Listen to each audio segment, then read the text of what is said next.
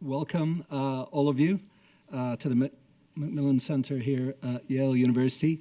So the Macmillan Center is Yale's multidisciplinary, multi-school, international convening center for all kinds of international studies. We train people in languages, the histories, the societies, and the politics of lots of different countries across the world and America's relationship with them.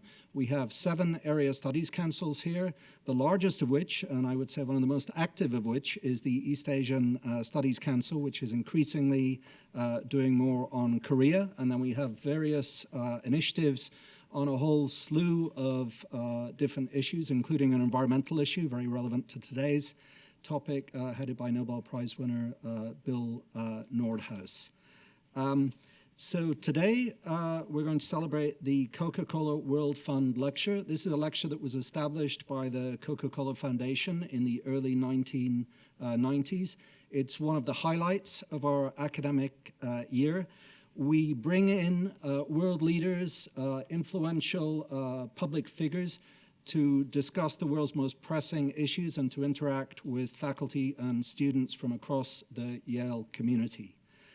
Previous lectures include people like Mary Robinson, the President of Ireland, Raghu Rajan, who was the chief economist at the IMF and then the head of the Reserve Bank of India, Raila Odinga, the Prime Minister of Kenya, as well as leading public intellectuals such as Thomas Friedman. So to introduce our very distinguished guest today, I'd like to invite up Professor Hwan-Soo Kim, who is the chair of the East Asian Studies Council, our largest area studies council here at Yale. Hwan-Soo.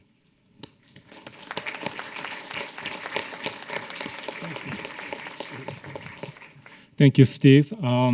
It's a great honor to again welcome Secretary General Ban Ki-moon to Yale University. And it's also our pleasure to welcome the Secretary General's wife, Mrs. Yu Sun-taek, and his daughter, Ban Hyun-hee. Could you just briefly raise your hand to Mrs. Yu first? And then daughter Ban Hyun-hee, and his son, Ban Woo-hyun. And also former U.S. Ambassador Kim Suk. Yeah, here we go. So we are especially grateful that our guests have taken time out of their really busy schedules to fly all the way from Korea to be here with us today. When I first talked to the Secretary General via phone, I think last November, to extend an invitation, my motive was primarily to raise the profile of Korean studies at Yale. The Secretary General accepted the invitation without hesitation, but as I hung up the phone, I thought, what have I done? The Korean studies program is far too small to host a figure of such stature, and thankfully, I was rescued by Stephen Wilkinson, the director of Macmillan Center, who enthusiastically pretty much took over the coordination of such a high-profile event. So I'd like to thank Stephen first and all the staff at the Macmillan Center, as well as those on the Council on East Asian Studies who worked very hard to make today's events possible. As chair of the Council on East Asian Studies, it is my pleasure to introduce our guest of honor. Born in Korea, Mr. Ban received a bachelor's degree in international relations from Seoul National University in 1970. He earned a master's degree in public administration from the John F. Kennedy School of Government at Harvard University in 1985. As all of us know, Mr. Ban served 2 consecutive terms as the Secretary General of the United Nations from 2007 to 2016. Throughout his tenure at the UN, Mr. Ban strove to be a bridge builder, to give voice to the world's poorest and most vulnerable people, and to make the organization more transparent and effective. He successfully pressed for action to combat climate change, an effort that culminated in the adoption and rapid entry into the landmark Paris Agreement in 2016. Mr. Ban worked closely with member states of the UN to shape the 2030 Agenda for Sustainable Development and to establish UN Women, which has been advancing the organization's work for gender equality and women's empowerment. Mr. Ban also launched major efforts to strengthen UN peace operations to protect human rights, to improve humanitarian response, to prevent violent extremism, and to revitalize this disarmament agenda.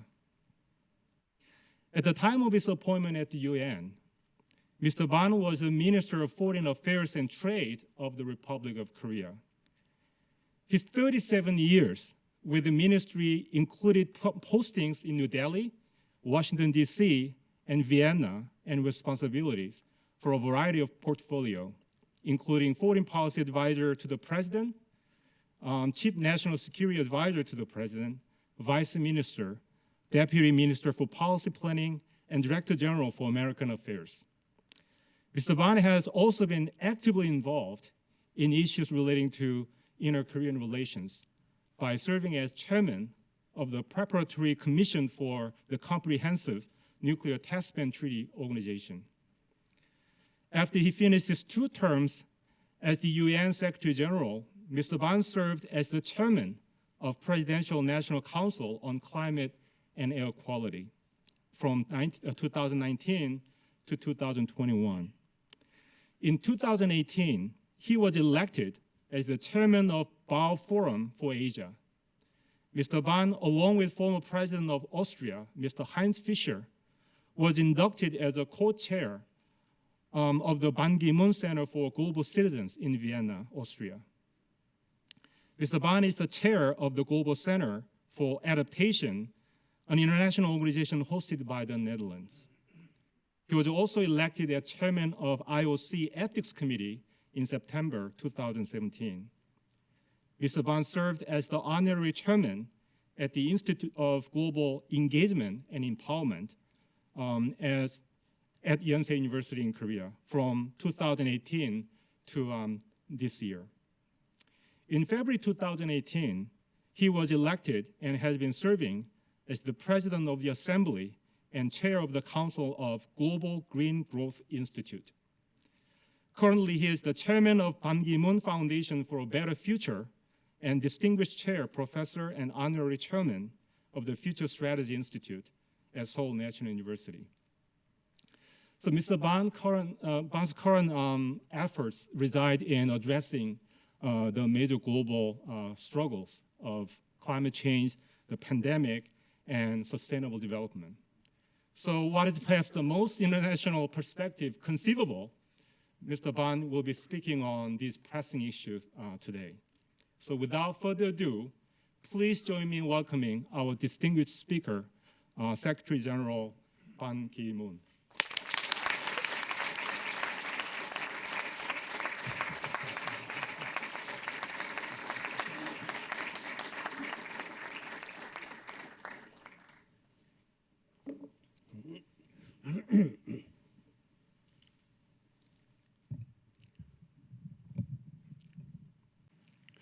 Thank you, Professor Stephen Wilkinson, Director of Macmillan Center, and Professor Kim Han-soo, Chair of the Asian Studies Council.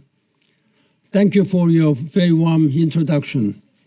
I'm incredibly honored to follow the footsteps of many luminaries and deliver this Coca-Cola World Fund at the Yale University.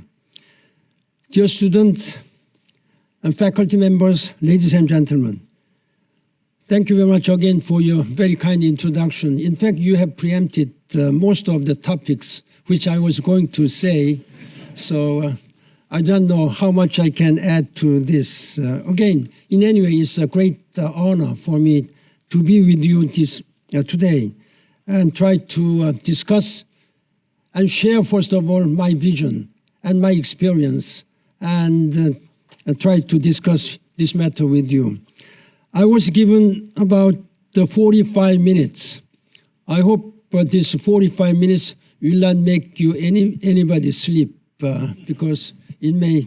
I hope it will not make you a little bit tired. I'd like to speak about first the COVID-19 pandemic and climate change and carbon neutrality and global citizenship. After my lecture, I will open up the floor for some questions which you may have. I'm sorry that for my voice I've been speaking all day long since yesterday. So this is my last occasion since the last 1 week. So I hope you will understand my condition.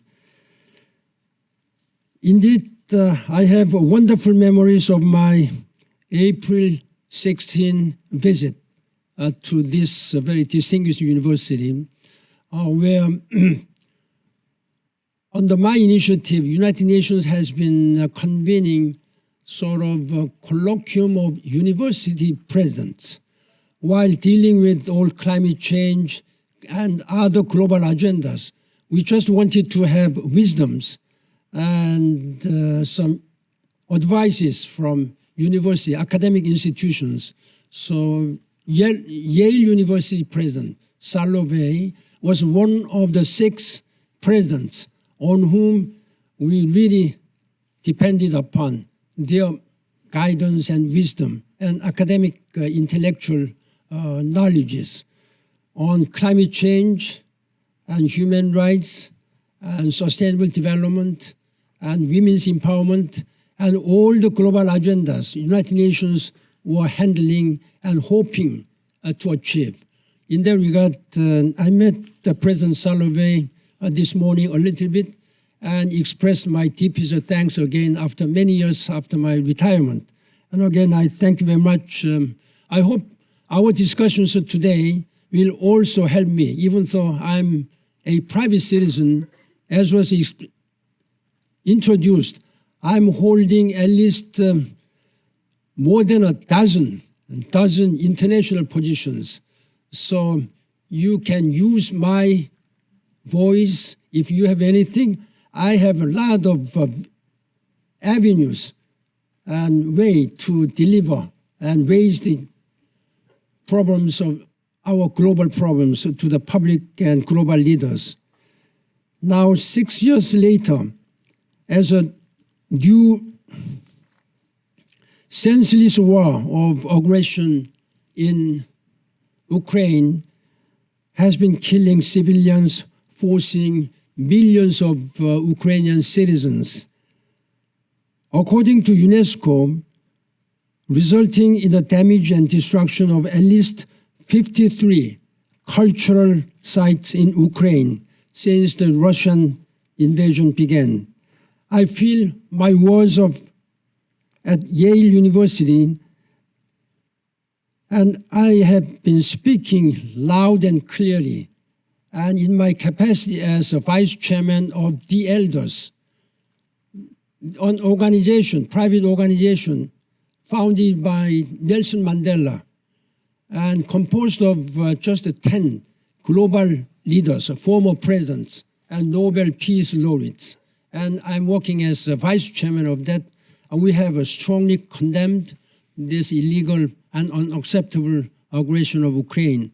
So this is a part of the conflict issues, but it is now affecting all spectrums of our life, including peace and security and development and human rights issues. Dear students and faculty members, today we find ourselves at the center of a variety of converging crises and increased uncertainty. The ongoing COVID-19 pandemic continues to upend our economies, societies, and way of life. Great power tensions are surging, and ongoing conflict in Ukraine represents one of the most dangerous moments for global security in decades, with profound humanitarian and economic repercussions. At the same time, our planet is on fire, literally and figuratively, with the climate crisis deepening as global temperatures are rising, flood rage, and wildfires burn. COVID-19 and other global crises, such as climate change, have underlined our fundamental interconnectedness. No country is an island. Nobody is free from these global threats. They have also made it clear that we need global solutions born out of cooperation and partnership and sustainability to address the global challenges that we face. No country, however powerful and resourceful, just like the United States, can solve these challenges alone. We need to forge a stronger tripartite partnership. That means government, business communities, and civil society. Maybe you may belong to civil society now, but some of you will be joining government and businesses. Therefore, this tripartite partnership is the most important to make sure that our society becomes sustainable. I believe that COVID-19 has also offered us a glimpse of the global disruptions that will arise from climate change in the near future. These include elevated public health perils, mass displacement, turmoil to supply chains, and increased conflict and protracted economic crisis. Both pandemics and climate change are global issues which require a strong multilateral response and international cooperation and partnership, as I have stated. Under this backdrop of COVID-19, planetary crisis, conflict, and easing changes, we have also made progress in key areas, and I know that we have vital opportunities to change the world for the better. That is why I have established Ban Ki-moon Foundation for a Better Future. This is a small foundation. This is the only personal foundation which I have founded. But I'm just working to make even small contribution to make our future better for all. But to do so, again, we must come together in solidarity to beat COVID-19 and urgently take climate actions. We must redouble our efforts to live up to the guiding ideals of the United Nations Charter, and it's a pledge to, I quote, save the succeeding generations from the scourge of war, unquote. This is the first line when our forefathers established United Nations, and this is the first line of the United Nations. Why? They were committed after Second World War to establish the United Nations. We must enhance protection of civilians during wars, as well as the refugees that those wars make. We must strive to better emphasize prevention as a mechanism to address armed conflict and suffering. And we must go further in bolstering international justice and accountability in the face of war crimes. Dear students, ladies and gentlemen, I'd like to begin by providing you with a bit of an overview on the wide-ranging global disruptions and impacts of this global pandemic. Now into its third year, COVID-19 pandemic continues to alter our personal lives, communities, and the world itself. With nearly 515 million global cases and at least 6.2 million tragic global deaths, this pandemic has caused immense suffering and serious challenges all around the world. The richest and biggest country, United States, also had 81.4 million cases and almost 1 million deaths. COVID-19 has precipitated oversized impact on global economic growth and pronounced supply and demand-side disruptions. Such supply chain issues are now worsening because of the crisis in Ukraine.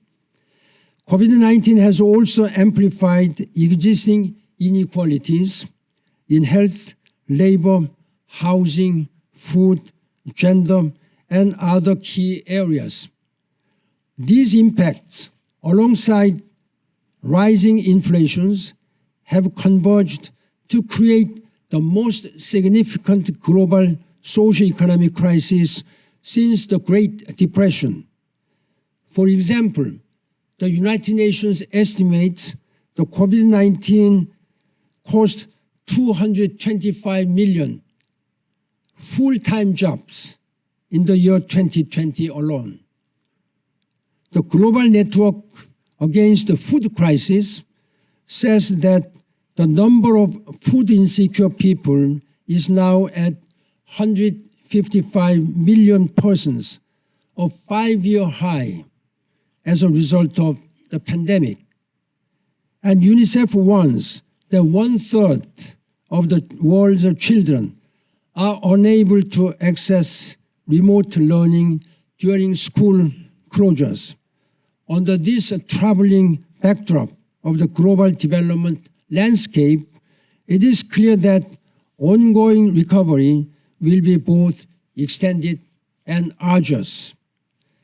And this is particularly true as vaccine and therapeutic inequity continues to extend the pandemic for so many all around the world, particularly those in developing countries. To ensure that we recover correctly, it is not enough to build back. We must build back better as well as greener. Currently, as you may know, I'm serving as president of the assembly of an international organization called Global Green Growth Institute, which is headquartered in Korea with 43 member states. Indeed, our recovery from COVID-19 must simultaneously address climate change, and COVID-19 are the two sides of one coin. It is tightly connected. We have to understand this interconnectedness between all the global challenges. Doing so will go a long way in helping to guide us towards a more sustainable and resilient carbon neutral for all people and our planet. With this in mind, I firmly believe that the international community must actively scale up global leadership and cooperation in the sphere of public health. We must also expand preparedness in anticipation of both the next waves and next pandemics. Modern pandemics are increasingly interrelated to biodiversity loss and closer interaction between humans and animals. I came to New York and here yesterday from my visit to Colombia. Colombia is one of the rich biodiversity country. I think they are the second only to to Brazil. I flew over this forestry, deep forestry, and just one national park, Chiribiteque. I was surprised to find out, first of all, the size of this national park. I was told that there are 62 such parks with the forestry. The size of one park was half of South Korea. I was just stunned. While I was very much impressed by the huge forestry, but I was also sad to have seen so many areas deforested. This is very sad. This will really cause climate temperature rising. In any way, the fact of the matter which we are now addressing remains that the global responses has been too slow and too weak. This is the most pressing task ahead of us. I'm afraid to tell you that young generation, students like you will soon be in charge to address this issue if my generation and generation of professors are not doing enough, then I think it will fall on your shoulders. It can set also the stage for a more insecure international order in the post-pandemic era. So it has also something to do with conflict, political conflict. Thankfully, a variety of safe and effective vaccines and other measures are being distributed around the world. This is incredibly encouraging, with over 11 billion total vaccine doses administered to date. Coupled with the continuation of proactive measures such as testing, masking, ventilations, therapeutics, vaccines represent the global community's best hope of ending this pandemic. But at the moment, only about 66% of the global population, mostly those in wealthy nations, have received just one jab of COVID-19 vaccine. I have got 4 vaccine jabs. I think most of you, I was told that Professor Wilkinson, you had Professor Kim, 3, okay. I'm better than you. But in any way, if you go to Africa, just 16% all covering African people, they have just one jabs, one vaccine. This is a reality. This is both shameful and counterproductive as we strive to sustainably persevere over this pandemic and return to semblance of normality. Indeed, global leaders have a moral and humanitarian obligation to rectify the current situation of a gross vaccine and treatment inequality and injustice. We need to urgently come together in solidarity to vaccinate the world and end this pandemic. And we must remember, no one is safe until everybody is safe. That's a fact. If your family member or if one of your friends is infected, then you can easily be affected. Therefore, it must make sure that everybody should be safe. With this in mind, all nations should enhance support for the UN COVAX mechanism in its mission to get vaccines to those in need. It is wonderful that the countries like the United States and Europe, see some hope as the virus becomes endemic, yet largely treatable with the vaccines and therapeutics. But we must remember that this virus remains formidable enemy and not to let our guards down, especially as much as of the world remains unprotected. With this in mind again, I reiterate the UN Secretary General Antonio Guterres' appeal for a global vaccination plan to double production and reach at least 70% of the world's population by mid-2022, just 2 months. We have both the resources and ability to do so, but lack the political will. I have found during my 10-year service at the United Nations, it is just because of lack of political will. The political leaders do not have such a firm, determined will. If they show some determination, then I think we can handle this matter much, much earlier and easily. Dear students and professors, let me just now go back to the origin of the problems, that is climate change phenomena.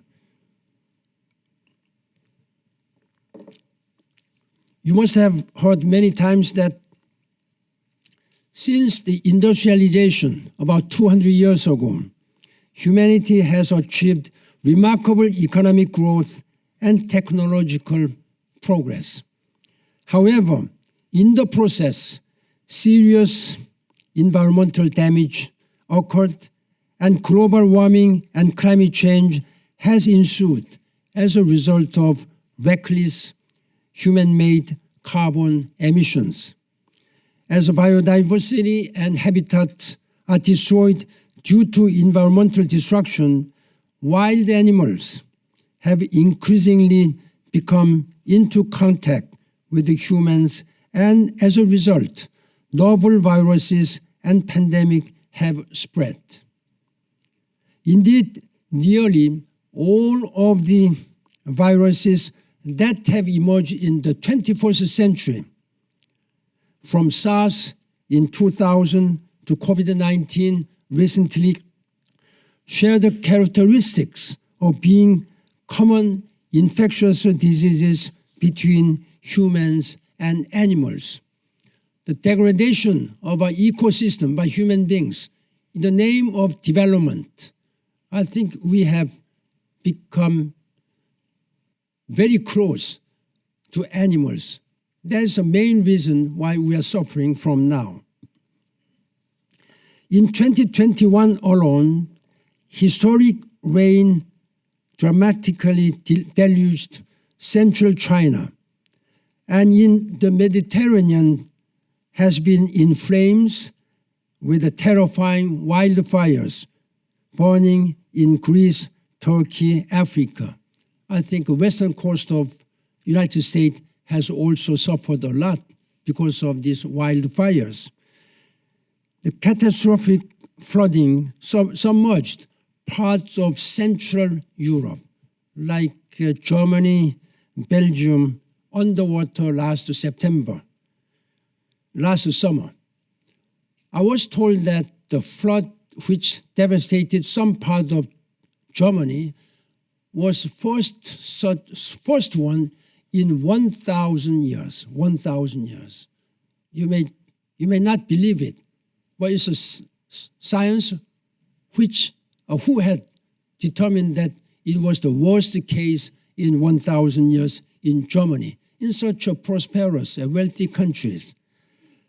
The 5 hottest years of globally recorded temperatures have now all occurred since 2015, during the last 7 years.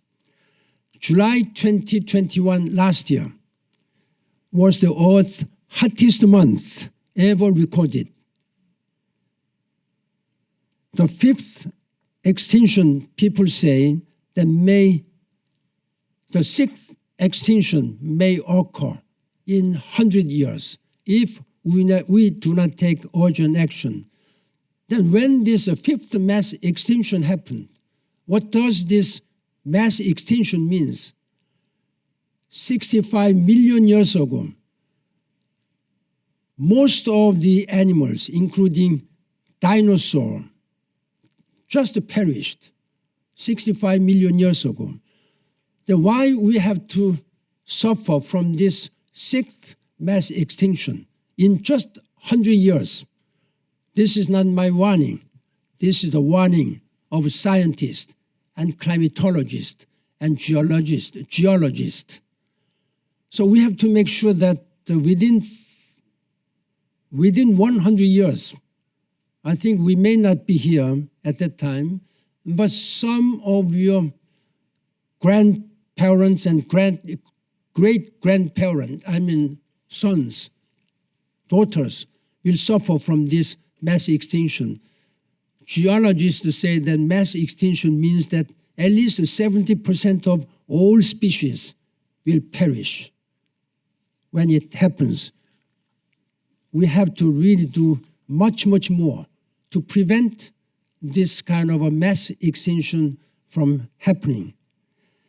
Here in the United States, you know very well the realities of rapidly accelerating climate crisis. Summers are getting both longer and hotter, and the frequency and intensity of flooding, storms, and heavy heat waves is increasing each and every year. But warming is not just a future threat.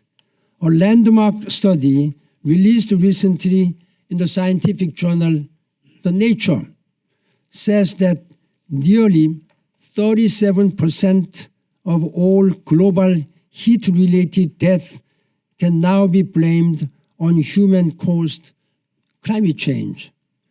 How can we mitigate these dire threats?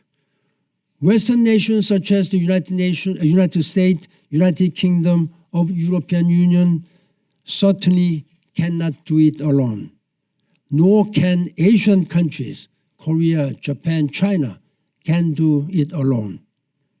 What is needed is an unprecedented global effort propelled by multilateralism, solidarity, and partnership. At least in our common effort, we lost 4 years, at least 4 years, during the time of Trump administration. I'm not here to criticize any nations. When I was a Secretary General at the United Nations, I was very careful not to directly confront any member state or head of state. Now I'm a private citizen. I have been speaking out quite frequently that President Trump's decision to withdraw from the Paris Climate Change Agreement was, first of all, politically very short-sighted and economically very irresponsible. Scientifically speaking, dead wrong. And I warn that his name will be remaining in the wrong side of history. I have been speaking out. How much time and energy and passion and difficulties and challenges I have experienced during 10 years to make sure that climate change would be agreement. You do not understand how difficult it has been. 195 state parties signed, but this is almost unprecedented way of decision making. Normally, you make decision by majority or 2/3 majority, or you can go 3/4 majority. But normally 2/3 majority is most difficult process. But this is 100% absolute unanimity. Even a single country could kill the decision. That might have happened in reality. At the last minute of the gathering, I thought that everything was ready, everybody was ready. But there was only one country just who was indicating that they would not support it. There was a big crisis. John Kerry, myself, Angela Merkel, or everybody went to that delegation, really wanted to, if we can, break the neck. But lastly, through some subtle negotiation between myself and the party concerned, we were able to finally adopt this agreement. And I made sure that it came into effect before I leave the United Nations. It was just a matter of 1.5 months. My term ended just 1.5 months later, after this Paris climate change became effective. It is a law, it's a treaty. 2 months later, as soon as when President Trump came, he just withdrew. But fortunately, just US withdrawal didn't affect the existence and effectiveness of this agreement. Had it not been effective and Trump withdrew from this, then we would not have climate change agreement even now. It might have been very, very difficult moment. And when President Biden just joined as his first presidential act to rejoin the Paris climate change agreement, I really had a sigh of deep relief. This is real story I'm telling you from my own experience. In any way, ladies and gentlemen, I still believe that Paris Agreement offers us our best hope to persevere over the serious threats to our planet. But we must urgently step up implementing commitment. We don't have a planet B because we don't have a plan B. We have only plan A because we don't have another planet B. This is something which I have been repeatedly saying. You may quote this one. I don't claim any copyright or whatever. Ladies and gentlemen, we have no time to lose.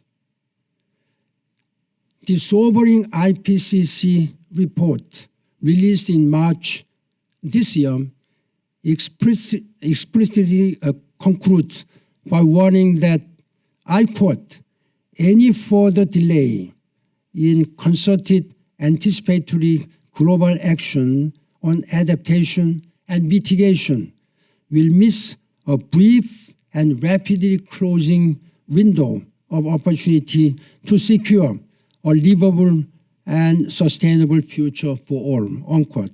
This is what the IPCC, composed of more than 2,000 scientists, climatologists, has been repeatedly warning.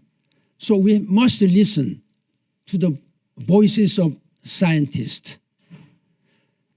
Doing so will be the difference between either charting a secure and prosperous future for students such as yourselves and our next generation. If we do not do that, we will embark on a future that condemns young people and their children to a planet besieged by flames, heat, and floods. What happens is up to us.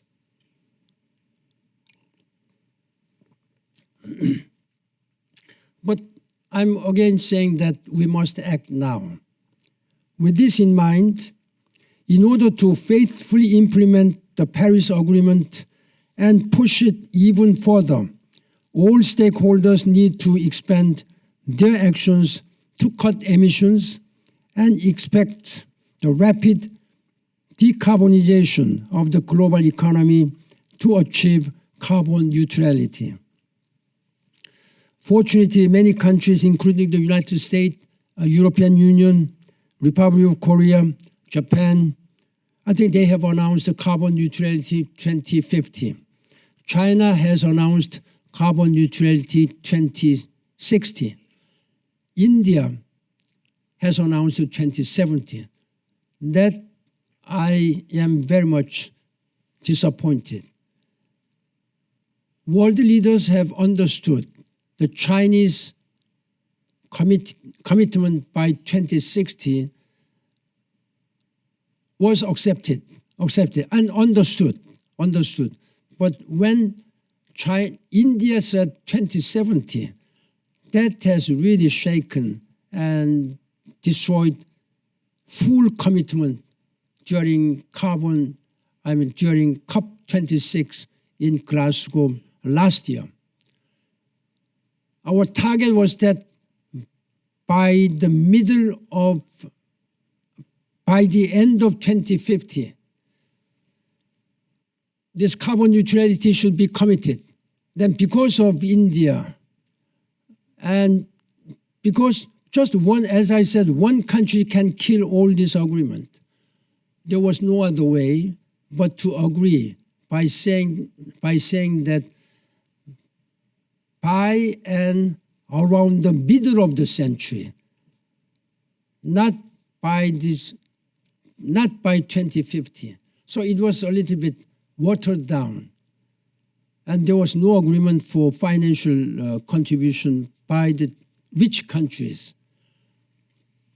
I'm deeply concerned and deeply disappointed that United States and European Union, they have not kept their promise, which they made publicly in 2009. Just how many years? 13 years has passed. They promised that they would provide $100 billion every year by 2020. Then by this time, $100 billion should be ready to be distributed to developing countries now. But even just 13 years after, they are not still keeping their promises. This is the lack of political will, what I have been always criticizing publicly to the member state. And I'm again urging that big countries, rich countries, first United States and European Union, Japan, and including Korea too, they have mobilized at least $100 billion every year. So, ladies and gentlemen, what I'm just trying to say is that we have to do all what we have to do. You may feel that, I don't understand or I don't have any responsibility, but I think there are some ways which you can help at this time. You may quote me, you may quote IPCC, but you may raise your voices to your governors, to your senators, and parliamentarians, and your president. Then tell them that please make sure that this is the world where I and my parents, my sons and daughters will live. So just make sure that during your time, keep this promise which you have made, carbon neutrality by 2050. I think this, you have such power and raise your voice. You see that my voice is already very much down, because I have been always speaking out like this way, with a passion. By the end of the day, I'm almost losing my voice. I have been speaking all the times like this way, speaking out to the world leaders. Now I'm relying on your power. You have the vote.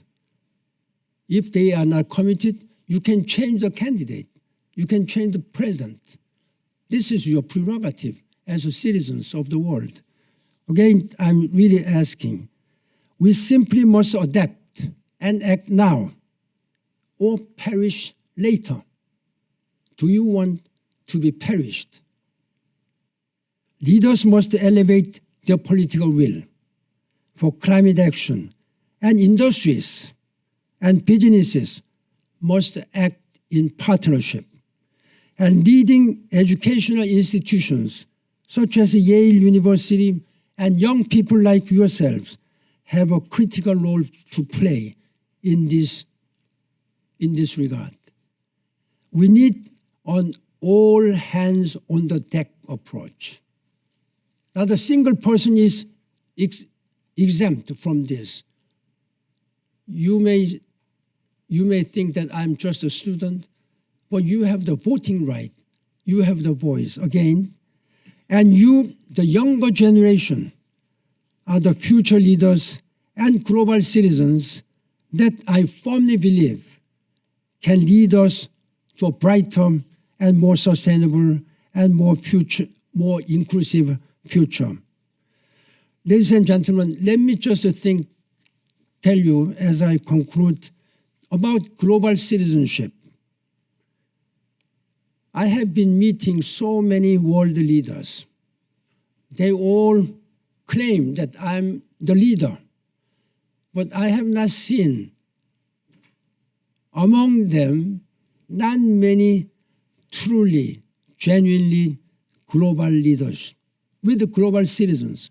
At best, they are the national leaders. What does that mean then, global citizenship? Global citizens means that those who identify themselves not merely as a member of the community, but citizen of the world. The passport you may carry, your nationality, does not mean much at this time. With the transformative development of communication, transportation, information, science and technology, I think we are living in a very small world. Whatever I'm speaking now can be delivered to the corner of the end of the world within a fraction of a second. Therefore, we are all living in a very small world. We are all global citizens. When I was an 18 years old boy, I was a very lucky boy at that time to have been invited to White House and met President Kennedy, John F. Kennedy. I was not even able to meet the mayor of my own city. Young boy. I was one of 140 global students. What President Kennedy said, the political leaders do not engage each other. Of course, it was true during the height of Cold War. Khrushchev and Kennedy were not talking each other. They were fighting. The national borders do not mean much. National borders meant much at that time. There was a stricter restrictions. So you could not go from this country to another without passport or whatever. Particularly for Koreans, when we were belonging to this free democratic society, were not allowed to visit any communist country. But what he said, you young people can do much better. The question was whether you are ready to extend your helping hand. That was inspiring, quite inspiring. I thought, at that time, I was thinking, what should I do? If I say that I wanted to become the Secretary General, that's a lie. I thought, what should I do for my country? Korea was very poor at the time, just a few years after the Korean War. So I thought that I should do something for my country, the reconstruction and development of my country. That's why I became Secretary General and Foreign Minister of Korea later. When I became foreign minister of the Korea, I was thinking, and my eyes were opening wider than before. Then I was thinking, what could I do for the world now? That's my confession. If I had such ambition from young to become Secretary General of the United Nations, that's not. But I think for you now, you may have some limited future dreams, but you can be practical, but you can have a better visions. But what is important at this time, have some global vision and global citizenship in your heart.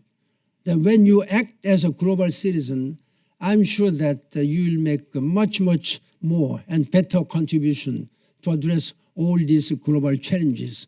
This is my message today to you, and I sincerely hope that we all work together to make this world better.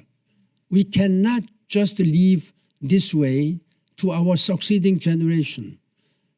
You may think that you are not responsible, but at least you have a moral responsibility, as I am now. I don't have any political responsibility now, but I have a moral responsibility. You also do have moral responsibility to work together in solidarity, in partnership, to make this world sustainable and more peaceful and prosperous. That's your moral responsibility, and let us try to make this world a better for all. Thank you very much and for your attention. Thank you.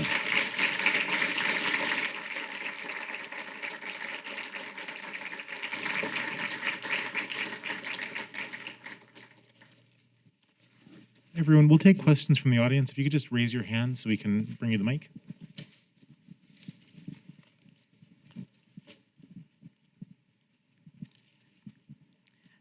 Good evening. Mr. Ban, thank you, first of all, so much for this talk and for your efforts to make our world better. My name is Eka Khurbaladze. I am Fox International Fellow here at Yale, and as you spoke about the global citizenship, I consider myself as a global citizen, at least because this fellowship considers us Fox Fellows as citizen ambassadors, and I study diplomacy and international relations for 10 years, and I consider communication as the essence of diplomacy. And as you spoke about the raise of our voice, I, as young woman who intends to join the United Nations, I'm wondering, how can I make this voice heard? Because one thing is to raise voice, and the other thing is to be heard. Thank you. There are many ways, for your children or yourself to contribute to a current world, and I welcome anybody who really want to be, working for the United Nations. I think United Nations is the most universal and global organization. So for any young, talented people would be most welcome. But there are certain procedures and regulations. So I hope you can just make sure that all this, first of all, prepare for all these, examination, whatever test. Then opportunities are always open. But there are many students while I was serving who really wanted to start from internship. This is also competitive, quite competitive. The UN selects at least 1,200 interns every year, 3-month internship. And there are many ways and many organizations are opening these positions. UN positions are always open to the world. It's not only limited to UN staff. Whenever there is opening, therefore, I think your friends or whoever maybe can have an opportunity.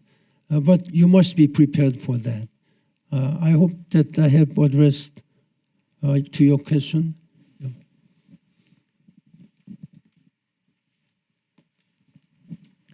Thank you so much, Secretary General.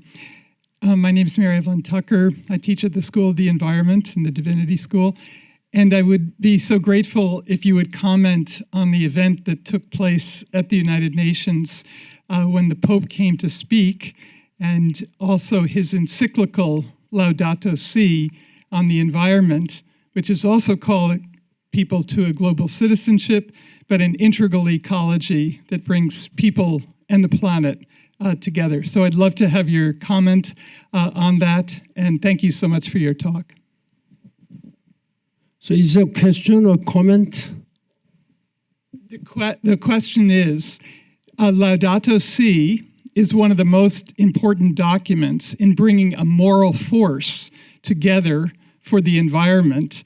Many people feel it's unprecedented, and I wanted to have your comment on the Pope's, both his speech at the United Nations, but also the encyclical, which he wrote to affect the Paris Agreement in December of 2015. I think as of now, Paris climate change sets very workable and most, I don't think it is most ambitious, but it's a workable path to address climate change. And there are many ways we can further strengthen based on this Paris climate change agreement. Even reaching to this agreement had to make many concessions, and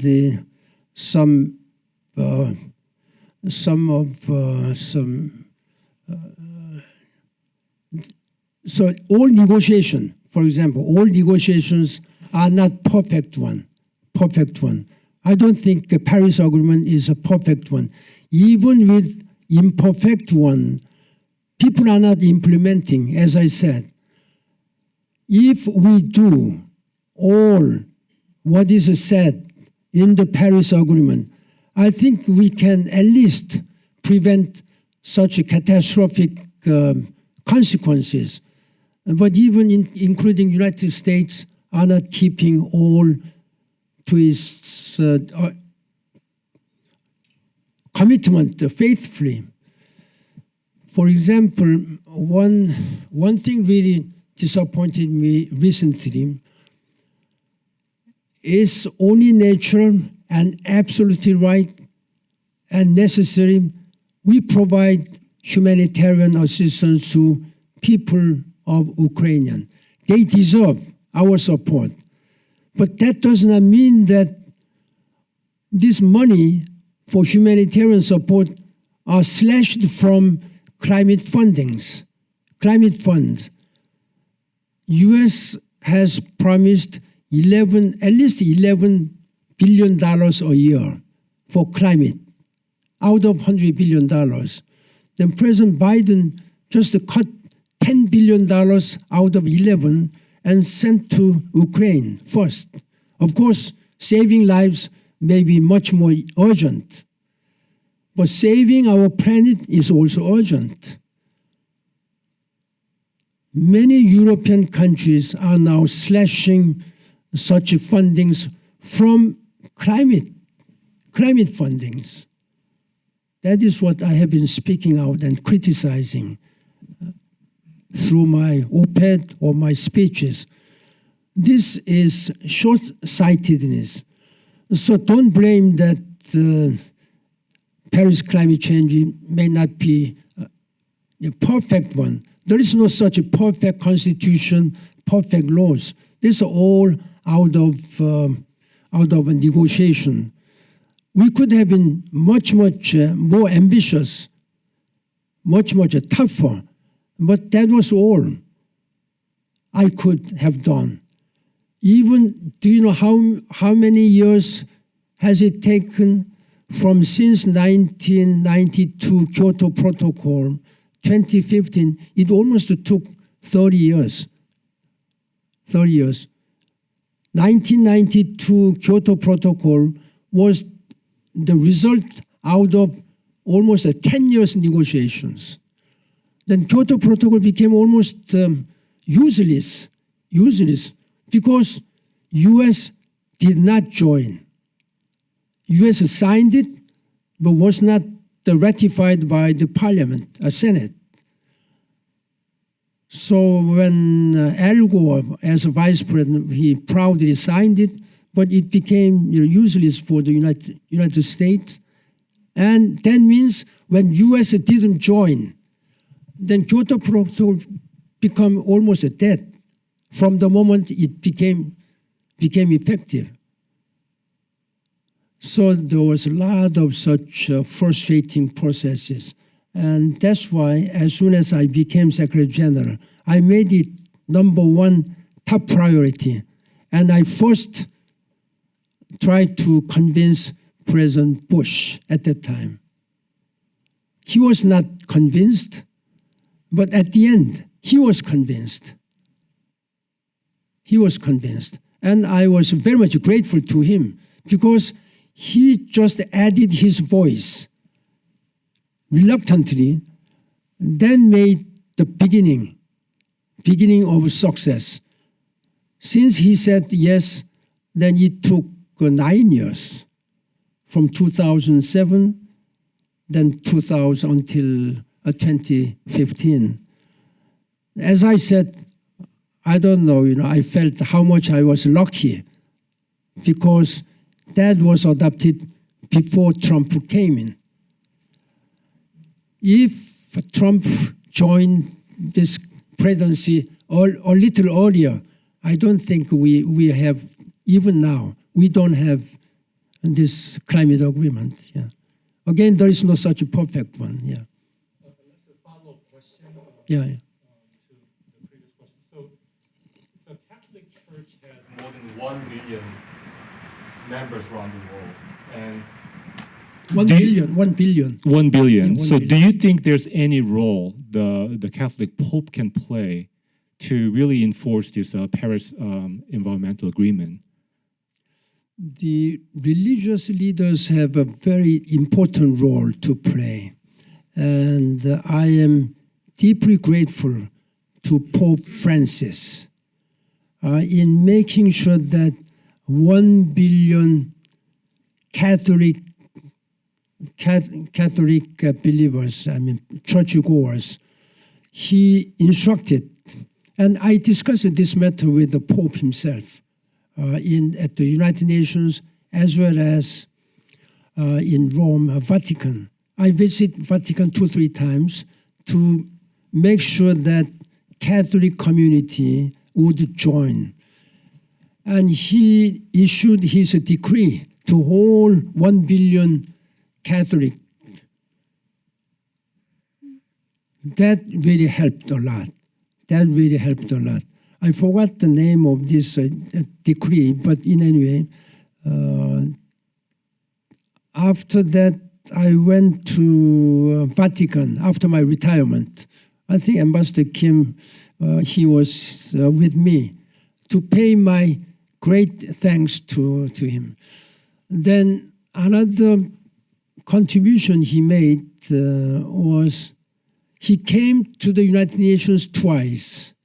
According to all history of the United Nations, all the popes, previous popes, they came just once in their papal leadership, once to the United Nations. Then current Pope Francis is the only exception. He came twice to urge member states to agree on sustainable development and to agree on climate change. He gave such full blessings. Of course, he is not a politician, so he could not exert the political pressure, but he has given his full blessings. I think I'm still very much grateful for his intervention. Yeah, thank you. Yes.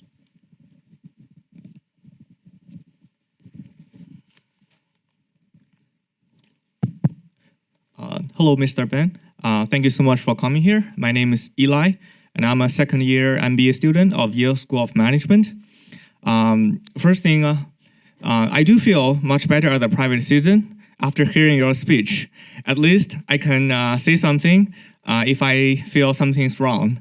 And I feel your pain as a Secretary General of the United Nations that you need to try your best to keep everybody stand together.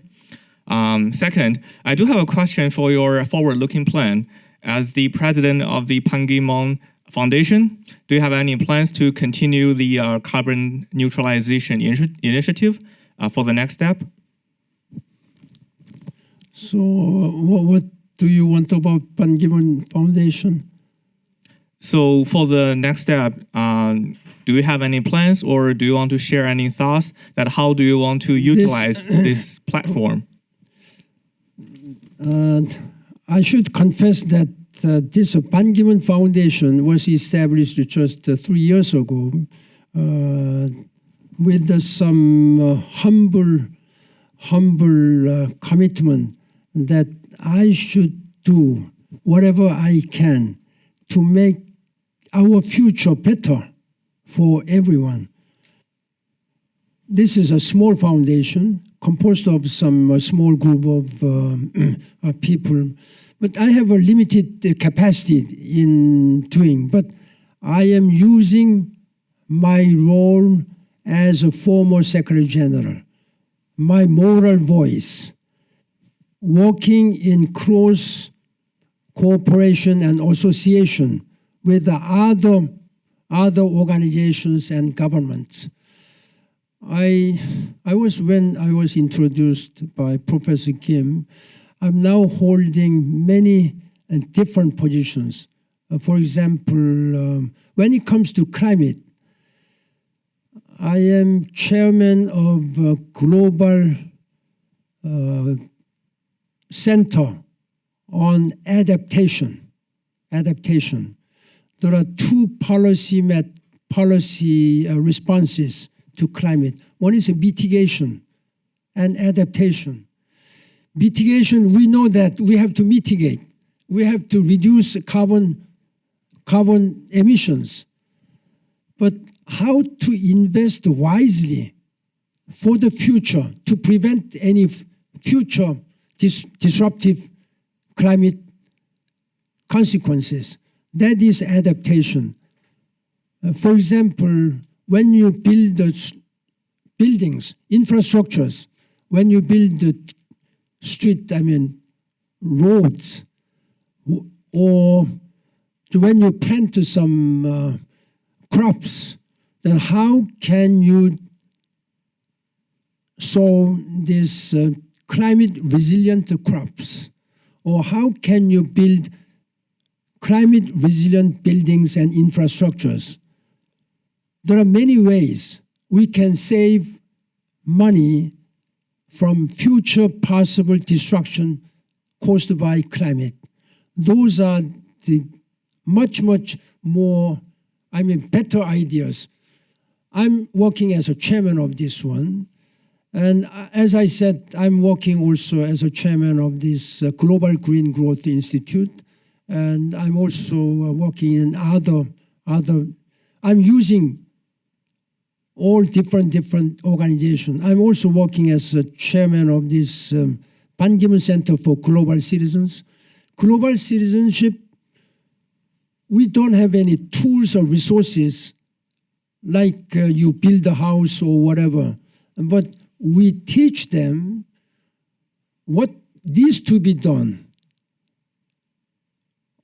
to prevent the further disruptive consequences caused by climate change. We also just try to urge world leaders to empower women, empower youth, protect the human rights, and do much more on climate issues. And make a sustainable development, etc., etc. I'm using my voice as a former Secretary General. These are something which I am doing.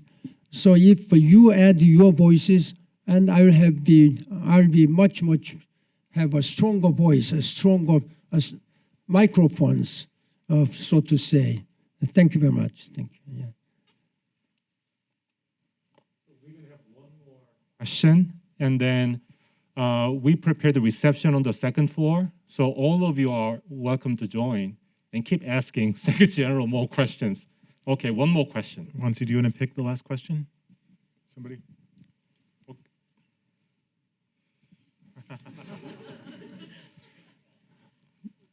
The most difficult decision to make. Okay, you and maybe you can explain your two questions, and maybe Secretary General can answer together. Yeah, and then why don't you go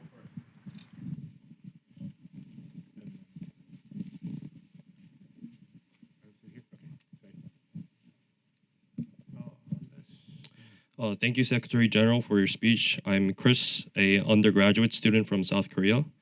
I think I speak for everyone in this room when I say you're a symbol of collaboration, for worldwide collaboration and global collaboration. The COVID-19 pandemic has changed our individual lives, but in addition, we've seen that it requires us to work together and to wear masks, to get vaccinated, to be aware of this spreading the disease to others. I see all of these as acts of collaboration. Have you seen any instances where the pandemic has changed collaboration on the global level? And has it affected collaboration between countries? So you're now talking about all these vaccine issues now. Yeah. How it has changed the way we negotiate issues globally?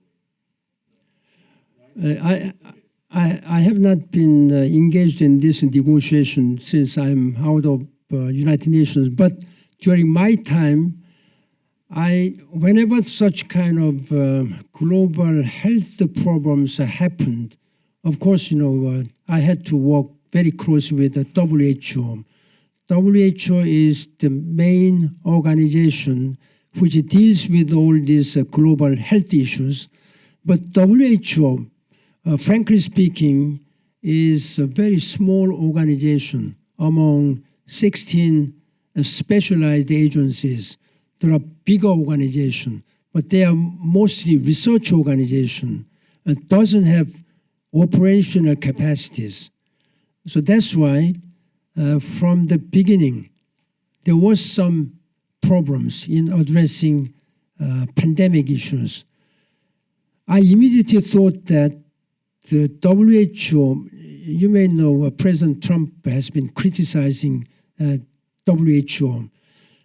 Then maybe half right, half wrong. But why I'm critical is that President Trump was wrong in withdrawing instead of supporting the WHO. Whatever mistakes or some mishandling at the beginning, there may be. US should have given much bigger and stronger support for WHO rather than just withdrawing and cutting funding. Then WHO couldn't have any role to play. Then I telephoned to, as a former Secretary General, I telephoned Dr. Tedros, WHO Director General. Look, this is going to be a very serious issue. I telephoned him March 2020. March 20. You better work and consult with the Secretary General of the United Nations and mobilize a whole United Nations organization. Only Secretary General can mobilize all, not the Director General of WHO. If the US intervened from the beginning, I think US could mobilize such a global role. That's a US president and Secretary General of the United Nations, I think there are two who can mobilize global resources. But he didn't, and President Trump withdrew, just cut off fundings. That's the beginning of worst things happening now. I already warned from the beginning. Now looking back, I think we must learn all these lessons from failures. We failed, in fact. We could have prevented it much, much quicker, much more effective way. And I think I said that this is an issue of justice. Justice. Just vaccinating American people didn't mean much because viruses do not care about the borders. People have been, traveling at the beginning. Therefore, we are learning. If you do not learn from the past failure, you are apt to repeat the same things. In 2014, when Ebola broke out in West Africa, the United Nations just took 1 day to make a decision, while coronavirus case, it took 4 months. There was a big difference from 1 day to 4 months. The Security Council, I reported to the Security Council, look, this Ebola, which is now sweeping through Western Africa, is not normal one. We must take urgent action, mobilize all the resources. The Security Council, what's the reason why Security Council is involved in these health issues? Because health can create a lot of global security issues, like COVID-19 has been doing. Then Security Council adopted urgent resolution by 1 day that Ebola is a serious threat to international peace and security. Of course, they mentioned health issues, but it's an issue of peace and security. We organized Ebola mission. United States sent 7,000 soldiers, military soldiers. French, 500, United Kingdom, 750 soldiers. They were all dispatched immediately to Western Africa. They blockaded all borders. Then there was not much traffic among these infected areas. And I myself risked my life to visit the areas. I was quarantined 21 days after returning. But United Nations and World Bank didn't do anything. Not much. This is the main reason, because Security Council, because of the conflict between United States and China boycotted. It took 4 months to declare that COVID-19 is a serious threat to international peace and security. After 4 months, most of the countries have been devastated, just within 4 months. If there was an urgent action blocking somewhere, and if countries really collaborated each other. So this kind of Sino-American conflict even affected these global health issues. So this is quite regrettable. So we have to learn all these hard lessons, not to repeat in the future. Yeah, I hope the global leader learned from this 2-year-long pandemic, period. Anyway, maybe I would give you the honor to ask him in person on the second floor. How did it sound? Okay, thank you so much. Thank you so much, Secretary General, for your wonderful talk. Please give him a round of applause. So thank you.